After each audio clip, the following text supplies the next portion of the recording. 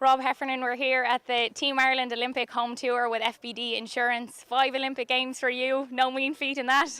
Yeah, it's nostalgic looking back now, but the last few days have been brilliant. You know, I think coming from the other side and what the OFI have done for the families all over the country, it's just really nice. And I think being a parent myself, how proud the families are. But look, I'm happy to be on the other side of the fence now and, you know, to be watching the games from here.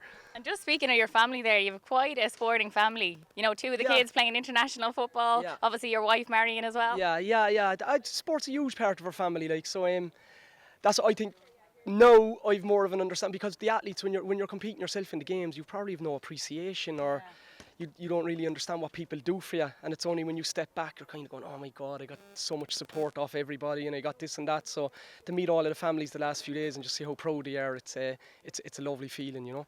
And for those families, obviously they can't be there, they're devastated in that aspect, but today it's lovely just for them to celebrate and be excited about it all. It is, and just to meet the other families with people, you know, with stuff in common, and they're all like, and you know, as a parent myself with 2 kids playing with Ireland, you'd be bursting with pride, like, you know, and you could kind of relate more to the other families with other kids who are at that level. So it's lovely for them today, and it's huge. Look, they can't get out there, but I think across the board they're just so happy that the games are going ahead and that their kids are going to get to compete and the athletes are going to compete, that it makes up for, you know, the lack of crowds and lack of everything. So the fact that they're going on at all is a huge bonus. Absolutely.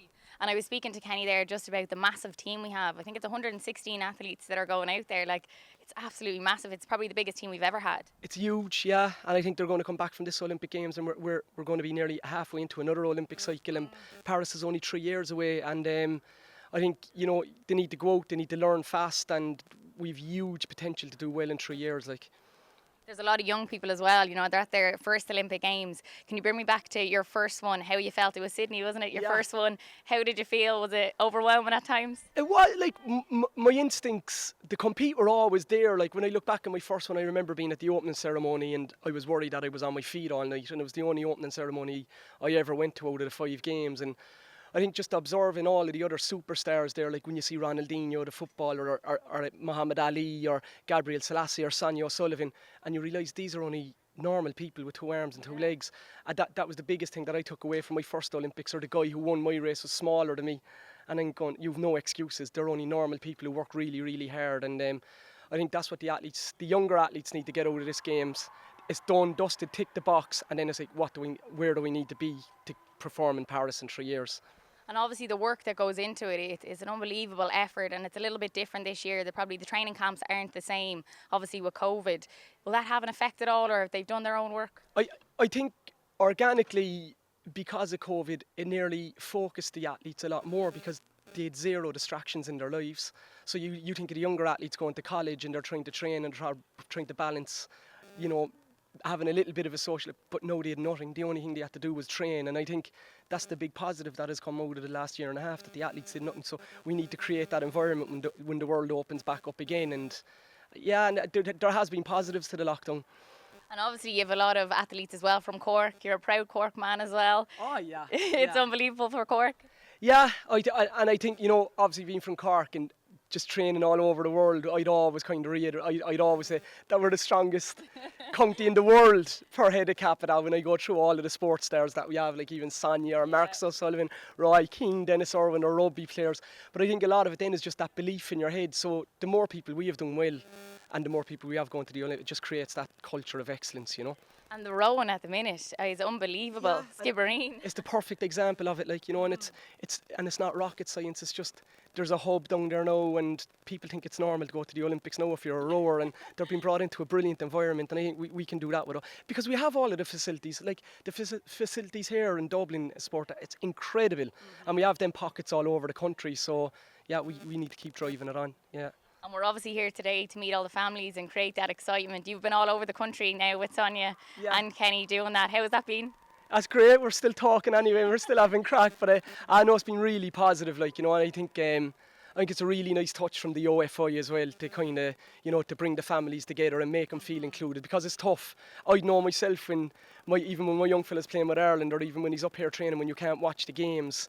It's soul destroying. So just for the fact that the OFI have thought of that and brought them together, it's a nice touch, you know. And for your own family, obviously, when you got the bronze as well, like what was it like for them to see you coming back? It was huge. They were buzzing because we kind of did everything as a family together as well. Like when I was on training camp, I'd have Marion and the kids with me, and yeah, so we did everything together. So people always think that it's just you, and it's not. There's loads of people involved. So yeah, it was a massive. It was a dream to go to the Olympics alone in 2000 for me was a dream come true. So when I look back to think I have an Olympic medal, it's incredible, you know. And who do we think maybe in the athletics? How do you think they'll go? Phil Healy is an unbelievable athlete that's coming up as well. Yeah, I think we need to be realistic with what the athletes are going to do. I think realistically, Thomas Barr, Ciara McGee, and hopefully they'll make a final, and that will be an Olympic medal for them. Phil should make the semi-final in the 400, which would be a big achievement. If we get one of the girls out of the 800, Brendan Boyce, hopefully again another top 8, top 6. And then with an Olympic Games, with young kids coming through, some people just rise to the occasion and you're hoping for that special performance out of some of the other athletes. But yeah, and again, it's a young team, so I think it's kicking on from this game. Banking the experience and bringing it forward to Paris is very important. Yeah, just speaking on that, obviously you're always an Olympian. Once you've become an Olympian, you're always an Olympian. And this probably will get them ready for that Paris Olympics and Olympics to come because they are so young. Yeah, and I think the big example of it this year is Ciara McGee, and she's coming into the games this year a little bit under the radar. Like, she was a world finalist in Doha, and none of being an Olympian now, that box is ticked. Running the fast times, all of them boxes are ticked. The only thing that matters for an athlete like her now is that she gets to an Olympic final and performs. So that's where we need to bring these athletes over the next 3 years. Like, they're an Olympian now, it's their first one. After this, that's gone. You know, so you have to keep on moving up the ladder. So yeah, so that's going to be a management in itself. Yeah. And is there other sports that you'll be looking at, keeping a close eye on? The rowing, like the rower is incredible. Like, I think the energy in the rowers at the moment, like Sunita's like Wonder Woman. Like, she's just an incredible. I think she's an incredible ambassador for sport, and just her dedication. And when you meet her, she's just a big, strong woman. Yeah. And you know, it's and the boys, all of the rower, and the boxing. I'd be a big boxing fan, and the hockey. There's massive energy amongst the hockey and the rugby. So across the board, I think we're going to have a good games. So is there anyone you're tipping now for medal prospects? I think a couple of the boxers, obviously Paul O'Donovan and Fintan McCarthy. Sunita, hopefully Sunita can win a medal as well. And she's gone under the radar. I don't know why, but I think, a good thing. Yeah. And so yeah, I think they're our biggest hopes. And if you're looking back now at your career as a whole, do you have a highlight of the whole? Oh yeah, like London, like for me, to win a medal outside Buckingham Palace, with the Queen watching, in London, it was a dream come true. Like, it was like retribution for 800 years. Obviously, London was incredible. It was like a home games really for the Irish, wasn't it? And to get over there, and it was just even for my event, to showcase my event at the top level where people wouldn't normally see it. It was brilliant.